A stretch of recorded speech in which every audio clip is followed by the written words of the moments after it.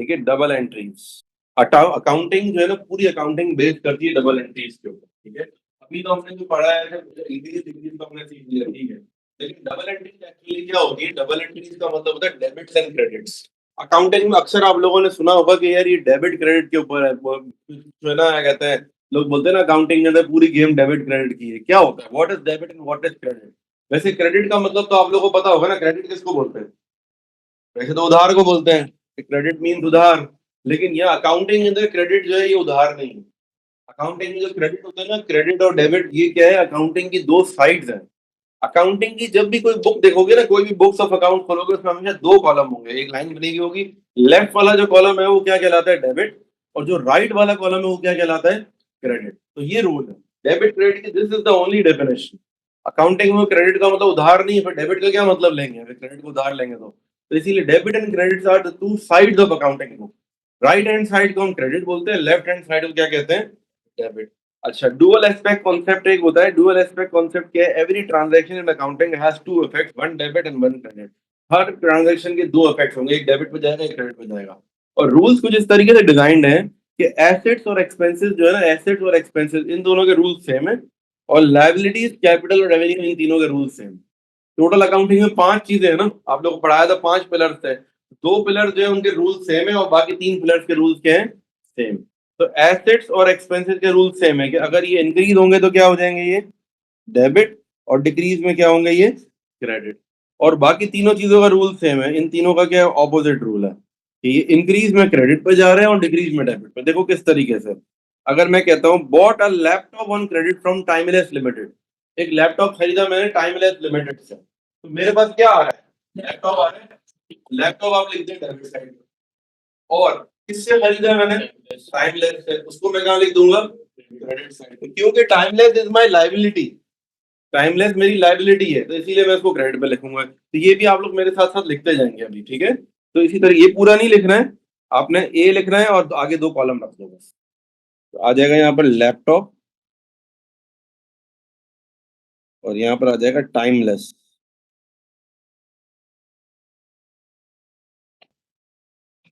ठीक है, लैपटॉप हो गया timeless.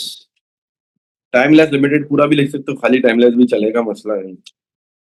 The proprietor paid trade payable B Bird from his private funds. Proprietor अभी हमने पढ़ा था, किसको बोलते हैं? Proprietor. Proprietor is the owner. Owner ने अगर अपने प्राइवेट फंड से पे कर दिया, यानी कि ओनर अपने घर से पैसा लेकर आया ना, इसका मतलब है। तो ओनर जब भी घर से पैसे लेकर आता है तो कैपिटल क्या होता है? इंक्रीज। और कैपिटल इंक्रीज होता है तो रूल क्या है कैपिटल इंक्रीज का?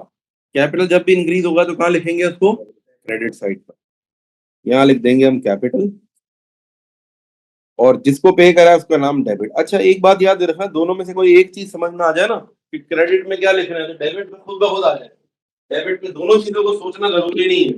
अगर मैंने एक चीज सोच ली ना कि भाई क्रेडिट वाली चीज मैंने सोच ली है कि भाई क्रेडिट पे कैपिटल ही आना है, तो डेबिट पे फिर बी वर्ड ही आएगा फिर उसके बारे में। वैसे देखा जाए तो बी वर्ड डेबिट पे क्यों आ रहा है? क्योंकि हमने लाइबिलिटी उतार कम कर दी अपनी, एक बंदे को पे ऑफ कर दिया तो लाइबिलिटी क्या हो गई? डिक्रीज। यूं भी सही है, लेकिन एक अगर आपने सोच लिया, दूसरे में सोचो ही नहीं, जल्दी हो जाएगा काम। आगे आगे चलते हैं। A trade receivable T Rob paid us by cheque. T Rob ने हमें पे करा है, बैंक में पैसे आ गए। अच्छा, चेक की जगह हमेशा बैंक लिखते हैं, चेक कभी भी नहीं लिखते यार। You will never write cheque, हमेशा क्या लिखेंगे? बैंक। और यहाँ लिख देंगे टी रॉब। देखो, टी रॉब को हमने पे करा है ना, मैंने आपको वैसे दो तरीके बताए थे। एक तो ये बात बोली थी, एक चीज समझ में आ गई, दूसरी खुद ब खुद लिख दो। और दूसरा तरीका ये है, बैंक आपको समझ आ गई है ना कि भाई बैंक में पैसे आ रहे हैं, बैंक डेबिट है, तो खुद ब खुद टी रॉब क्या होगा? क्रेडिट। और वैसे लॉजिकली देखा जाए टी रॉब क्यों क्रेडिट हो रहा है? टी रॉब हमारा ट्रेड रिसीवेबल है, ट्रेड रिसीवेबल होता है एसेट। तो अगर हमने उसको पे ऑफ कर दिया तो एसेट कम हो गया ना हमारा, एसेट कम हो गया तो क्रेडिट पाएगा। बी वाला दोबारा बता देता हूँ। बी वाले में बोला हुआ है भाई ट्रेड, बी बर्ड को जो है ओनर ने अपने प्राइवेट फंड में पे करा है। ओनर जब भी अपने प्राइवेट फंड इस्तेमाल करता है ना, तो वो क्या होता है? कैपिटल बढ़ जाता है। अब कैपिटल बढ़ेगा तो कहाँ पर आएगा? क्रेडिट पर। तो ऑटोमेटिकली जो बंदे को पे करा उसका नाम कहाँ जाएगा? डेबिट। ठीक है। Repaid part of loan from J Simon cash. क्या होना चाहिए सोचो? कैश कम हो रहा है हमारे पास से, कैश को लिख दो क्रेडिट पर। वैसे डबल एंट्री में सबसे आसान हल पता है कि आप ये देखो, जो चीज जा रही है ना वो क्रेडिट, और जो चीज आ रही है वो क्या है, डेबिट। एक लिख लिया ना, दूसरा लिखना बहुत आसान हो जाएगा। अगर आपने लिख दिया भाई कैश क्रेडिट है, तो ऑटोमेटिकली जे साइन क्या होगा, डेबिट होगा। डेबिट पे जगह खाली है ना, तो इस तरीके से जरा जरा जल्दी जल्दी हो जाएगा आपका काम। Return the computer to Timeless Limited. Computer क्या हो गया, वापस चला गया, कंप्यूटर गया हमारे पास। तो अब क्या होगा, कंप्यूटर जा रहा है, कंप्यूटर हो जाएगा क्रेडिट, तो ऑटोमेटिकली डेबिट पे क्या आएगा, टाइमलेस। इस ट्रिक से करोगे ना जल्दी होगा।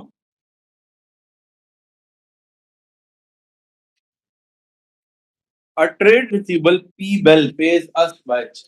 P Bell ने हमें पे करा है बाय चेक। अच्छा, चेक कभी नहीं लिखेंगे, हाँ, याद रखना। डेबिट पर आ जाएगा बैंक, और P Bell bought a car on credit from Tangle Motors. तो car debit,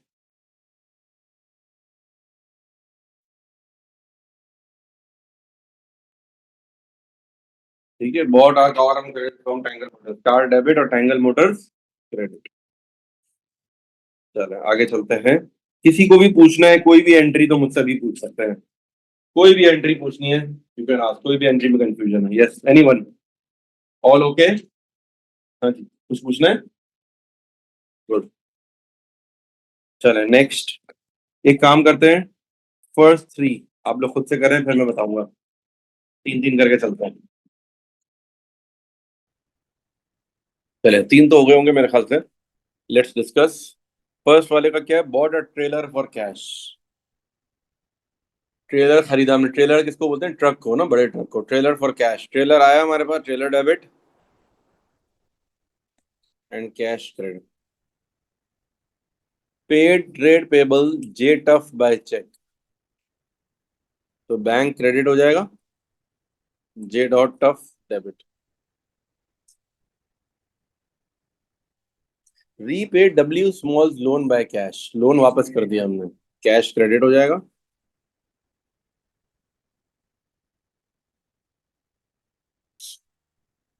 sold a trailer for cash, cash debit, trailer debit. Bought office equipment on credit from Dexter limited,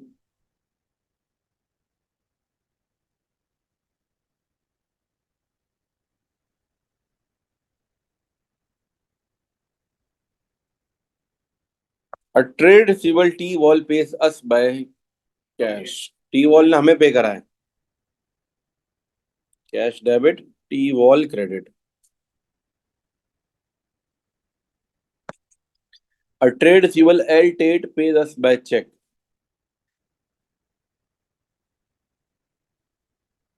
ठीक है, bank debit हो गया और L Tate credit. अच्छा again मैं रुक रहा हूँ, पहले बाकी तीन आप लोग खुद करें। Proprietor puts a further amount to the business by check,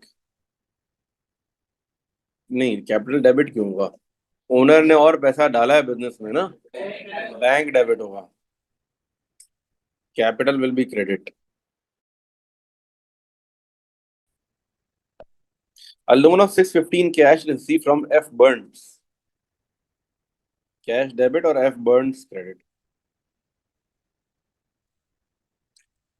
paid a trade payable D5 by cash,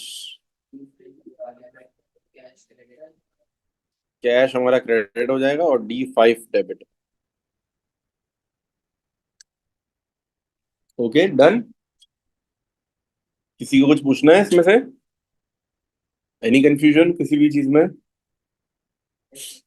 कौन सा वाला, एच वाला, बेटा पूछ लिया करो। देखो बहुत देर तक मैं वेट कर रहा हूँ, उसके बाद आप लोग पूछ रहे हो फौरन, जब मैं बोलूँ ना एनी कंफ्यूजन कोई भी क्वेश्चन हो, raise your hand and ask, या बीच में भी हाथ उठा लिया करो तो मैं आपसे पूछ लूंगा, क्वेश्चन ले लूंगा। अच्छा क्या है, देखो proprietor puts a further amount to the business, proprietor किसको बोलते हैं हम, ओनर को। जब भी ओनर बिजनेस में पैसा लाएगा तो कैपिटल क्या होगा, इंक्रीज, और कैपिटल जब इंक्रीज होता है तो वो क्रेडिट पे आता है। और बैंक या कैश जो भी चीज जिस फॉर्म में भी ला रहा हो, अगर चेक के थ्रू लाएगा तो बैंक लिखेंगे, अगर कैश ला रहा हो तो कैश, वो डेबिट हो जाएगा। Okay next, online students any question. Okay Zainab आपने कौन सा पूछे है, एफ। पार्ट एफ ना, अच्छा एफ के अंदर क्या है, अ trade receivable T wall page us by cash, T Wall ने हमें पे करा है। तो देखो हमारे पास जब पेमेंट आ रही है और बाय कैश आ रही है, तो कैश विल बी डेबिटेड ना, जो चीज हमारे पास आ रही होगी वो हमेशा डेबिट होगी। तो ये कैश डेबिट हो गया तो automatically T wall will be credit. दूसरी चीज क्रेडिट, एक चीज डेबिट हो गई, दूसरी चीज खुद ब खुद क्या हो जाएगी, क्रेडिट हो जाएगी। चलें लेट्स मूव फॉरवर्ड। अगेन हमारे पास क्वेश्चन आ रहे हैं। अब इन क्वेश्चन में पता है क्या करना है, इन क्वेश्चन में साथ में अमाउंट भी लिखनी है। Started business with 124,000 in the bank, business start किया 124,000 इन द बैंक, तो अब क्या होगा, बैंक डेबिट और कैपिटल क्रेडिट, साथ साथ अमाउंट भी लिखनी है। Bought office furniture by internet transfer from the bank, office furniture खरीदा हमने,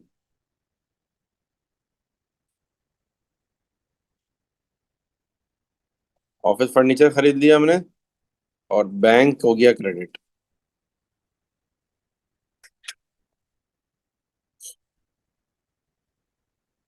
ठीक है, bought a computer 3420 on credit from A L E limited.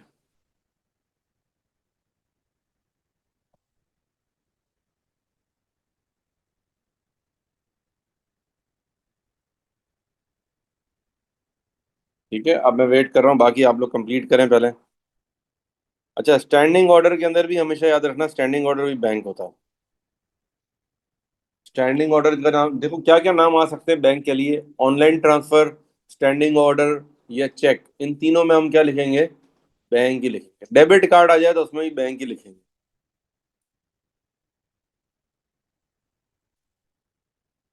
Bot a car paying by standing order, car debit हो जाएगा और bank credit. 19600, 19600। Okay, sold some of the office furniture not suitable for the business for $900 on credit to entry. अच्छा, अच्छा furniture हमने बेच दिया है, furniture credit हो जाएगा, जो चीज जा रही है हमारे पास से वो क्रेडिट हो जाएगी। और डेबिट क्या हो जाएगा, जिसको बेचा है उसका नाम debit, A Tree debit. Paid the amount owing to A Limited by cheque, amount पैसे जा रहे हैं हमारे पास से, बैंक क्रेडिट हो जाएगा और A L limited debit. Amount क्या लिखेंगे लेकिन, ए एल की देखो ऊपर जो थी वही होगी ना। देखो जो अमाउंट ओएंगे मतलब जितनी अमाउंट देनी थी उसको वो ही देंगे जितने का सामान खरीदा उससे। ऊपर वाली ट्रांजेक्शन दे देख लेंगे हम। ठीक है, ऊपर वाली ट्रांजेक्शन से देख लेंगे। Receive the amount due from A Tree by cheque, receive पैसे मिल गए हमें, क्या होगा, बैंक डेबिट और ए ट्री क्रेडिट। कितने का ए ट्री का, 900। फिर bought equipment using debit card, equipment खरीद लिया हमने। अच्छा यहाँ पर क्या है, बैंक है, सॉरी, रिसीव द अमाउंट, ये तो सही है ना। Equipment using debit, debit card में बैंक लिखते हैं हमेशा, याद रखना। ठीक है, तो बैंक हो जाएगा क्रेडिट और इक्विपमेंट,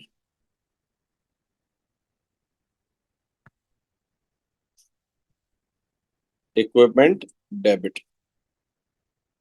ठीक है, दैट्स इट।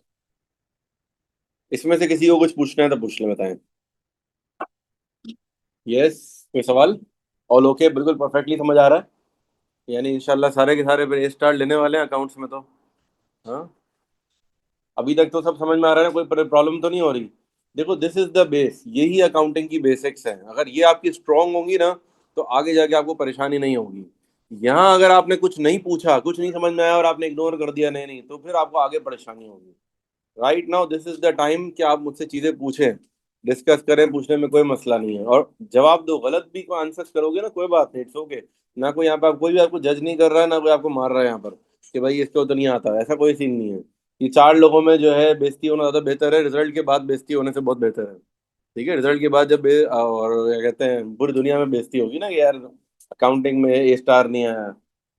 अकाउंटिंग देखो ऐसा सब्जेक्ट है, सब्जेक्टिव नहीं है, इसमें थ्योरी कम है।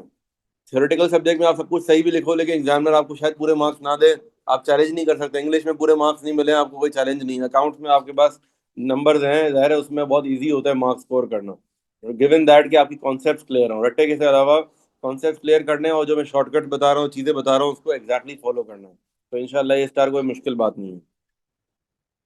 पेपर में डेफिनेशंस आती हैं कुछ कुछ, मैं आपको बता दूंगा, जो डेफिनेशन ज़्यादा आती है लेकिन कम आती हैं, ज़्यादातर जो है यहीं पे वर्क होता है। कुछ कुछ चीज़ों की, जैसे अकाउंटिंग और बुक कीपिंग में मैंने कितना फोकस किया है, उसकी डेफिनेशन बहुत आती है, 1000 दफ़ा आ चुकी है। मतलब एक छोटी सी बात है, वो अक्सर क्वेश्चन आता है एग्जाम में, what is the difference between book keeping and accounting. तो ये आपको रटा हुआ होना चाहिए भाई, बुक कीपर क्या होता है, bookkeeper is the junior accountant जो only which is concern with the recording of transactions, और अकाउंटेंट क्या होता है जो कि सारे काम करता है, सिर्फ रिकॉर्डिंग नहीं करता, वो रिकॉर्डिंग, एनालाइजिंग, क्लासिफाइंग, समराइजिंग, सब कुछ करता है वो।